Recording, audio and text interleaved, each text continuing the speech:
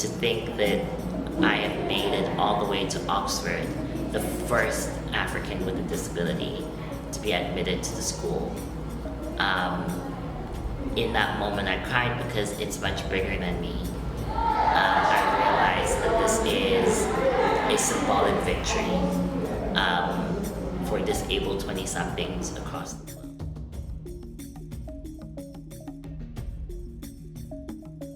Here I am, I'm 25, so I've outlived myself by 20 years. And for me, that's my greatest accomplishment. And every day I push myself to be the very best that I can be, to live my best life. Because I know that technically I'm not supposed to be here. We tend to speak about disability in very narrow ways. It's usually about compliance. So it's about checking off a box, right? So whether there is a wheelchair bathroom, whether there is, an elevator or braille or straws, but the lives of people with disabilities are so much more complex and nuanced. I think it's not enough to just talk about those things. What about access to joy and love and humanity and dignity? So 500,000 Rand is sort of a rough estimate of what it will cost to cover the outstanding costs associated with my condition. So I have a full-time caregiver who needs to accompany me to the UK because I rely on him for everything. He's literally an extension of my body in terms of getting dressed in the morning, being fed.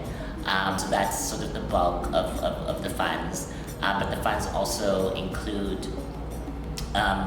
sort of like the provision of a new automated wheelchair to enable me to be mobile, but also other costs associated with my condition, medical costs, like voice recognition software, because that's how I type. I'm not able to write physically with my hands. So I require special technology that will enable me to be successful as a student at Oxford. There are a few ways. We have a one-stop shop, which is basically our Facebook page, hashtag Oxford Educated. And on there are a few methods that people can donate. We have an e-wallet system, so people can use their phones. It's very simple, accessible. And the number is up there on our Facebook page, so people can utilize that. We also have an Indiegogo page, which is a crowdfunding platform.